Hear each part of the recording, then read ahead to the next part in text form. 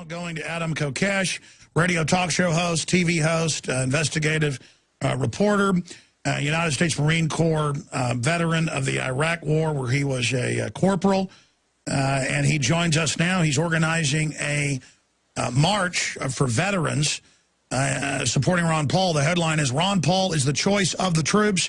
March on the White House," and then I guess to the Capitol. Very, very exciting. Get this out to everybody, ladies and gentlemen. In fact, I know we've already posted it, but I want to repost, ask one of the web guys to repost this bulletin to the front page of InfoWars.com.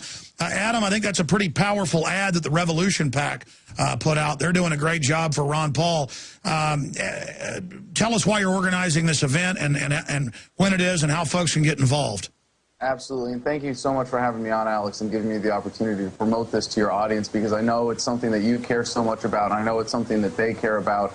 And I know that there are a lot of veterans and active duty troops who listen to your show who are also inspired by the message of liberty that Ron Paul shares. And that's why we're doing this, because Ron Paul is the choice of the troops. That's the name of the event. That's the message we're trying to get across.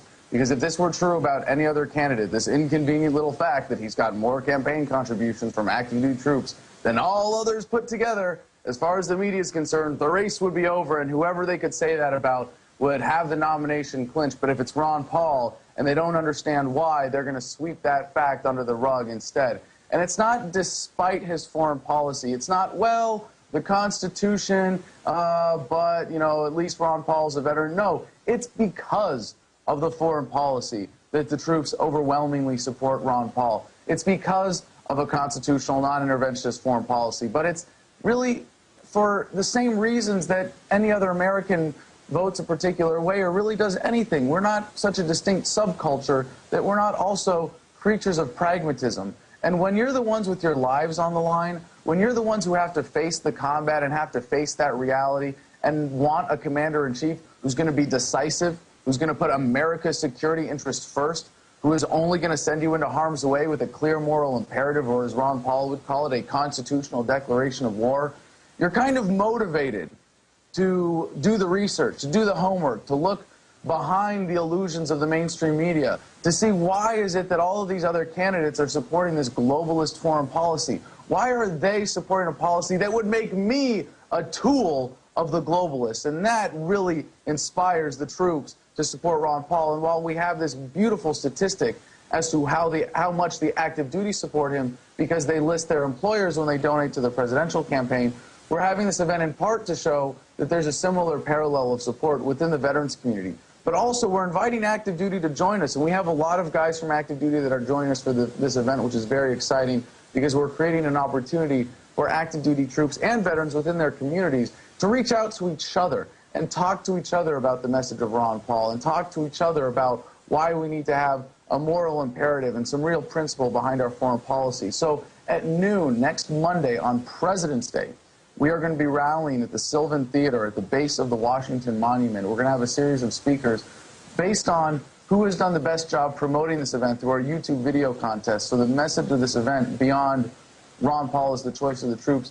is really going to be defined by the participants. We're very excited to see that we've had over 20 video entries already, and people are really jumping on board with this to support it, because it's an event that people were waiting to happen. So at 2 o'clock, 1400 hours, we're going to be forming up in a full military formation on 15th Street, facing towards Constitution Avenue and stepping off towards the White House. Everyone in formation will be required to present proof of service, but we also invite family members and of service members to march behind us, and for supporters to line the route and to be with us at 1600 Pennsylvania Avenue when we form up again in front of the White House to do an about-face and turn our backs on the president in a repudiation of his foreign policy, the foreign policy of imperialism, of globalism, of using the troops as cannon fodder, or as Henry Kissinger so famously referred to us as dumb, stupid animals to be used as pawns in foreign policy. And after turning our backs on the White House, we are going to hold a flag-folding ceremony and hold a hand salute for as many seconds as troops have died both abroad and by suicide since Obama took office. And it's going to be over half an hour. It's going to be a long salute. And it's going to be a pretty dramatic visual that we hope the mainstream media can't ignore. And if they do so at their own peril. because to ignore the troops is to ignore a voice that the American people hold so dear. And as all military regulations regarding free speech have been designed to keep the troops quiet, to keep voices of dissent silent, to keep the troops serving only as pretty backdrops for presidential speeches, or when Ben Bernanke wants to go down to Fort Hood and use the troops as political pawns, as backdrops for his economic schemes. Well, we're saying no more, not anymore. The voice of the troops will be heard, the voice of the veterans will be heard, and it will be made clear to the American people that Ron Paul is the choice of the troops on Monday, February 20th, President's Day. We really encourage people to get involved, and like I said, I'm so grateful for the opportunity. Are you kidding? We're grateful for the work you're doing and all the veterans and currently serving active duty. They're going to be out there. And again, it won't matter if the dinosaur corporate whore media, traitor media, globalist, sellout media isn't there, Adam. The real media that's exploding is going to be there. That's why the system's rushing in, trying to start censoring us. We've just had some new behind-the-scenes attempts at censoring. I'll be announcing that later in the week or next week. But we're all under attack because we're over the target. And as that ad I played earlier said, we need to defend the Constitution here, all of us, veterans, Americans, anybody who loves liberty. But your idea is genius, to force out the fact that 70+% of the troops support Ron Paul, and that there's a hoax covering that up. Because if that fact gets out there to the general public, they'll even see the media cover up to a greater extent. And I want to get your take after the break, too. Do you agree that clearly he's the front runner? If you look at all the polls and stuff, they're just cheating Ron Paul. We'll be right back with Adam Kokesh. What we're going to do is, this is important, I've linked to it in the last few days, but I got Kurt Nemo doing a big article about this too, with all the links to Adam Kokesh's website, to the Facebook where it's being promoted, and also to the video, Adherence to the Oath, that I think is the best Ron Paul ad out there, bar none, put out by Revolution PAC. You got to give Gary Franchi credit. I mean, he's another example of people that take action, don't infight, and cover real issues can do. Most other people just get tied up in knots by Cass Sunstein cognitive dissonance type stuff. Look at him now producing better TV ads than the Ron Paul campaign is. Really getting the truth out and having a big effect. And that's why MSNBC and other trader groups, other foreign groups, not really traders, they represent foreign banks, so I guess they're not traders, they're just occupiers, are freaking out about and demonizing him for. Adam, overall, what do you think about, obviously the point I'm making, that this is the Achilles heel here, this hoax that the troops don't support Ron Paul when it's the opposite?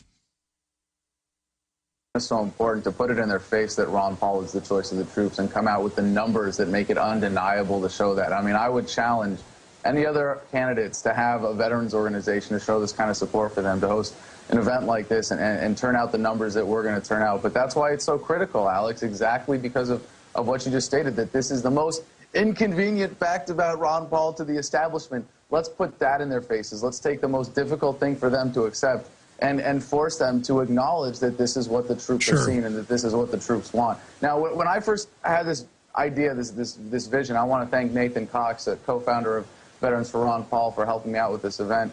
But when we put this idea together, we thought if we just had a platoon-sized element, if we just had 40 guys and gals in this march, it would create the right visual, it would work. And we floated the idea around online a few different places and saw that the reaction in the Ron Paul community and the movement was just overwhelming. No, it's got to be huge. Yeah. No, we're gonna, like, my goal is, it's the last week, we've got less. Well, if you have a good formation up front that goes, or a whole bunch of formations, it'll really look good. Oh no, like I said, we got less than a week to go, so it's really this critical crunch time right now, and any help that people can give us getting the word out or donating to support the cause to help get some veterans that can't afford the travel, we really appreciate it. And the place to do that is adamversustheman.com/VFRP, Veterans for Ron Paul. But I'm pretty confident we're going to have about 500 veterans there, at least at this point. We've got 1,500 RSVP'd on Facebook. We're getting a lot of emails from active duty guys saying, well, I can't quite put my name on this thing, but I'll be there with my whole squad. I mean, it's really incredible to see. Yeah, there should be a lot more than 500. You need to get all the motorcycle veterans groups that, are usually worshiping whatever Republicans around. They need to get out there and support Ron Paul. There needs to be 100,000 people. But regardless, it certainly illustrates the type of support Ron Paul has. Now, shifting gears, clearly now looking at all the evidence, Ron Paul's the front runner. They're stealing the election from him.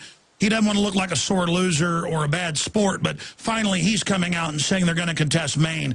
Adam, what's your view? You've been involved in congressional races and things. What's your view of what's going on?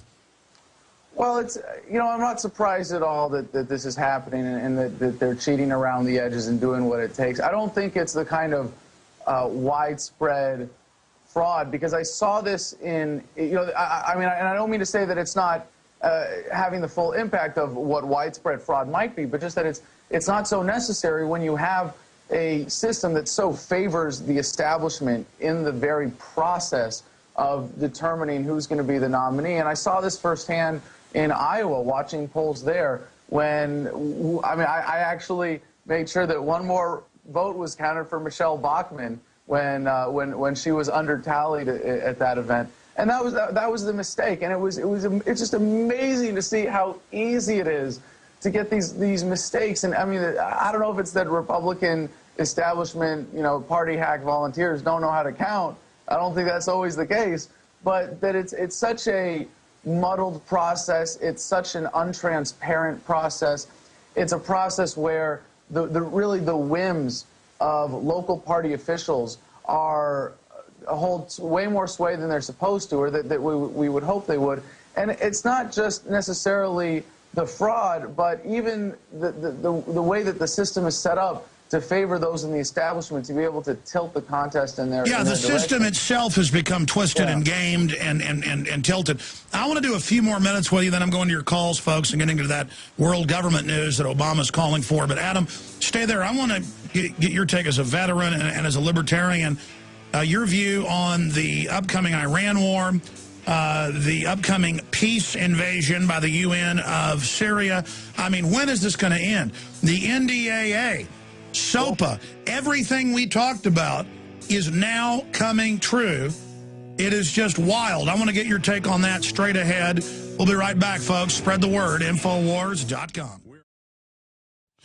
If you believe in this information and want to support its viral spread, go to the InfoWars store at Infowars.com. We've got the new G.I. Joe Infowars T-shirts. We've got the incredible Pro Pure gravity-fed filters available at Infowars.com in the store.